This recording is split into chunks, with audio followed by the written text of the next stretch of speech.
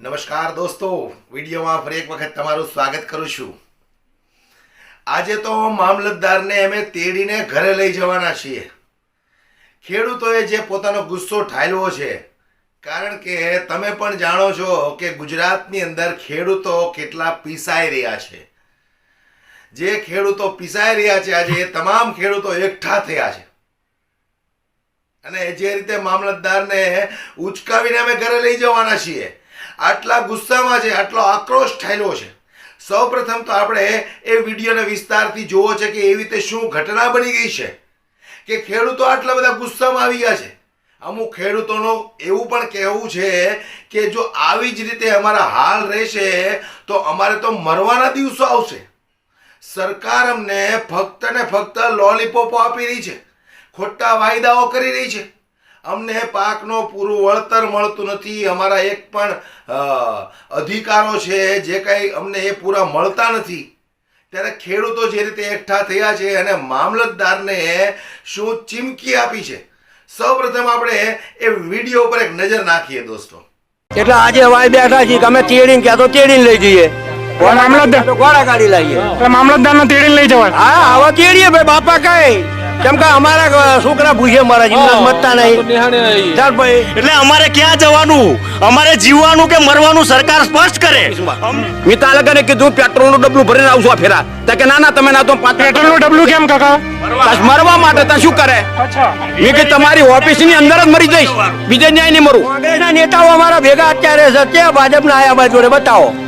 ભાજપ એમ કે સૌનો સાથ સૌનો વિકાસ। આજે અમારો વિકાસ એટલે કેવો વિકાસ? મહાણિયામ જવાનો વિકાસ। તમે સમજતા નહીં યાર, એમનો અવરો શબ્દ વાપરો છો તમે, અવરું સમજો છો પણ અવરું યાદ છે। પાણી જાય એવું કરી આપો, નહીં તો અમે બધા અહીં બેસી રહીશું। અમારા ડોહાને અહીં બોલાવીશું, છોકરાને અહીં બોલાવી લઈશું। ડોહા નથી આવ્યા? ના, ડોહા ઘેર બીમાર તો દવા કેવી રીતે કરવી? 15 કિલોમીટર ત્યાંથી ગામથી અમારું થાય, આમ ફરીને આવીએ તો 20 કિલોમીટર થઈ જાય। 20 કિલોમીટર તમે અહીંયા આવ્યા અને પેલા 20 સીડીઓ નથી ઉતરી શકતા? 20 સીડીઓ ઉતરવાનો ટાઈમ નથી। ગામના લોકોને ત્યાં બોલાવે છે, કેમ કે કદાચ એમના પગ બગડી જતા હશે એવું લાગે છે સાહેબના, અને એ ગામના લોકોની જિંદગી બગડી જાય છે, એનો કોઈ જ એવી નથી। એમને એમ છે કે નાના ખેડૂતો છે, થોડા ખેડૂતો છે, કશું કરી નહીં શકે, પણ એમને ખબર નથી કે જગતનો તાત એક થશે તો તમારી સરકારના પાયા હલાવી દે। એક ખાણું પણ ના પાડું અને આ ખેતરોના, આજે ખેડૂતોના ખેતરોમાંથી એક ટીપુએ પાણી એમની ઉદ્યોગપતિઓની જે જમીન છે એની અંદરથી પસાર ના થવા દઉં। જે કુદરતી વહેણ હતો, જે ખેડૂતોનો જે ખેતરોમાંથી પસાર થતો હતો, એ વહેણને રોકવાનું કામ આ ઉદ્યોગપતિ એક દિવાલ બનાવી દીધી અને સતત 15 વર્ષથી આ તમામ ખેડૂતોના ખેતરોમાં પાણી ભરાય છે। ખેડૂતો 15 વર્ષથી અધિકારીઓ પાસે ન્યાયની અપીલ કરે છે, એ પછી નેતાઓ પાસે જાય છે, ન્યાયાલય પાસે જાય છે, તમામ જગ્યાએથી આ ખેડૂતોને હાથમાં નિરાશા આવે છે, ખેડૂતોની આંખમાં આંસુ આવે છે, તેમ છતાં આ જાડી ચામડીનું તંત્ર સાંભળવા માટે તૈયાર નથી। તો વારંવાર રજૂઆતો કરીએ છીએ, તેમ છતાં કોઈ જાતનું નિરાકરણ ના આવ્યું। અને અમે નામદાર, અમને એવું લાગી રહ્યું છે કે અમને તો ન્યાય મળવાનો નથી, કારણ કે હવે તો અમે જે સકંજો કરીને નીકળ્યા છીએ ઘરેથી કે ભાઈ જ્યાં સુધી ન્યાય નહીં મળે ત્યાં સુધી અહીંયા જ રહેવાનું છે। સાણંદ મામલતદાર કચેરીની અંદર અમારા ખેડૂતોના ભલે લોકોના પ્રાણ જતા રહે, પણ સાણંદ પ્રાંત કચેરીનું આ કમ્પાઉન્ડ હવે છોડવાનું થતું નથી। નામદાર ગુજરાત હાઈકોર્ટનો ઓર્ડર છે કે 4 અઠવાડિયાની અંદર આ પાણીના નિકાલની એક વ્યવસ્થા કરવામાં આવે, તેમ છતાં 4 અઠવાડિયાના 4 વર્ષો વીતી જવા હોવા છતાં એક અધિકારીઓ દ્વારા સરકારની મિલીભગત, ઇન્ડસ્ટ્રીને મિલીભગતના હિસાબે આજે ખેડૂતો અમે જે પાયમાલ થઈ રહ્યા છીએ, છેલ્લા 15 વર્ષથી અમારા ખેતરોની અંદર અમે અમારી જમીન નથી દેખી। અમે વળતર માટે માન્ય મુખ્યમંત્રીશ્રીને રજૂઆત કરી છીએ। મુખ્યમંત્રીશ્રીના કાર્યાલયથી એ અરજીને ટ્રાન્સફર સિંચાઈ વિભાગના અધિકારીઓને કરવામાં આવે છે। સિંચાઈ વિભાગના અધિકારીઓ સ્પષ્ટપણે જણાવે છે કે આ એક માનવ સર્જિત ઘટના છે, આની અંદર તમને વળતર નહીં મળે। એટલે અમારે ક્યાં જવાનું, અમારે જીવવાનું કે મરવાનું સરકાર સ્પષ્ટ કરે, અમને કહી દે કે તમને જીવવાનો, આ દેશની અંદર જીવવાનો હક નથી તો અમે આ દેશ છોડીને જતા રહીએ। જો 370ની કલમ ભારત દેશમાંથી હટી શકતી હોય, જે દેશ આઝાદ થયો એ સમયથી ભારત પાકિસ્તાનની બોર્ડર ઉપરની 370ની જો કલમ હટી શકતી હોય તો એક 4 ઇંચની દિવાલ તોડવામાં સરકાર કેમ ખડે પગે થઈ ગઈ છે, કેમ ઘૂંટણે પડી જાય છે? સરકાર જવાબ આપે. માન્ય મુખ્યમંત્રીશ્રીના કાર્યાલય પર 1 મહિના પહેલા હું જઈને કહી આવ્યો છું કે સાહેબ નિકાલ નહીં થાય તો ન છૂટકે અમે અમારું ઘર ચોરી અમારા ચૈયા છોકરાઓ સાથે સમગ્ર લોકો તમારા કમ્પાઉન્ડ વોલની અંદર રહેવા આવવાના છીએ. અમારી વાતને ઇગ્નોર કરી છે. એમને એમ છે કે નાના ખેડૂતો છે, થોડા ખેડૂતો છે, કશું કરી નહીં શકે, પણ એમને ખબર નથી કે જગતનો તાત એક થશે તો તમારી સરકારના પાયા હલાવી દેશે. અને સમગ્ર મીડિયા ઉપર અમને સમગ્ર વિશ્વાસ છે કે સર્વ લોકો સવારથી અમારી સાથે ને સાથે છે, અમને ન્યાય અપાવવા માટે સતત અમારી સાથે છે. આશા રાખીએ છીએ કે નાયબ પ્રાંત અધિકારી શ્રી કે જેઓને એક રિપોર્ટ મળેલો છે કે ગેલોસ ઇન્ડસ્ટ્રીયલ પાર્કની નીચેથી એક 30 ફૂટની એક પાઇપલાઇન નાખવાથી આ પાણીનો નિકાલ થશે એવો એક્સી અને પ્રાંત અધિકારીશ્રીને રિપોર્ટ કરેલો છે. એ પ્રાંત અધિકારીશ્રીએ જે એમની જોડે જે રિપોર્ટ છે એનો એક અમલ કરાવવામાં આવે અને અમલ થશે ત્યારબાદ જ આ લોકો અહીંયાથી ઊભા થશે. અચ્છા, મામલતદાર આ વાતને કેટલા વર્ષોથી જાણે છે?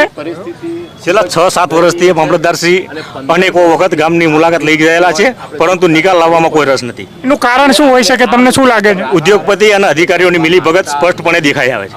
અચ્છા, જી ધન્યવાદ. આપણે અન્ય સાથીઓ સાથે વાત કરવાનો પ્રયાસ કરીશું. જી કાકા, શું નામ તમારું? રણછોડભાઈ, હા, રણછોડભાઈ, શું કહેશો આ મુદ્દે? તમારા ખેતરોમાં 15 વર્ષથી પાણી ભરાયેલું છે, બોલો. એમનું કેવું એવું આવે છે કે તમે મચ્છી ઉદ્યોગ ચાલુ કરજો. હા, શું કહેવું આવે છે? હા. મચ્છી ઉદ્યોગનો. પણ અમે મચ્છી ઉદ્યોગ કરવા વાળા નથી, અમે ખેડૂત છીએ. બરોબર, એટલે આજે અમારે આજે ન્યાય લઈને જ જવાનું છે. કેટલા વર્ષોથી રજૂઆત કરો કાકા? 15 વર્ષ થયા.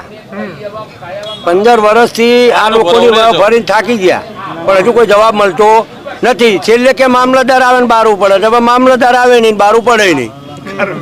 બરોબર, એટલે આજે હવાઈ બેઠા છીએ કે અમે તેડીને ક્યાં તો તેડીને લઈ જઈએ, મામલતદાર ઘોડા ગાડી લઈએ. એટલે મામલતદારને તેડીને લઈ જવા. હા, હવે તેડીએ ભાઈ, બાપા કઈ કેમ કે અમારા છોકરા ભૂસે મરે છે, એમના મતતા નહીં. ચાલ ભાઈ, અમે લઈ જઈએ ભાઈ, ખબર બે બીજું શું થાય? મામલતદાર આવે છે ખરા તમારા ગામમાં? આવે છે તો ખરા, હા. પણ જોઈ જતા રહે છે કે બરોબર છે આમના માટે. એટલે ખેડૂતો માટે બરાબર છે એમ? બસ એમ, હા, પાણી ભરાયું બધું બરાબર છે. બરાબર છે.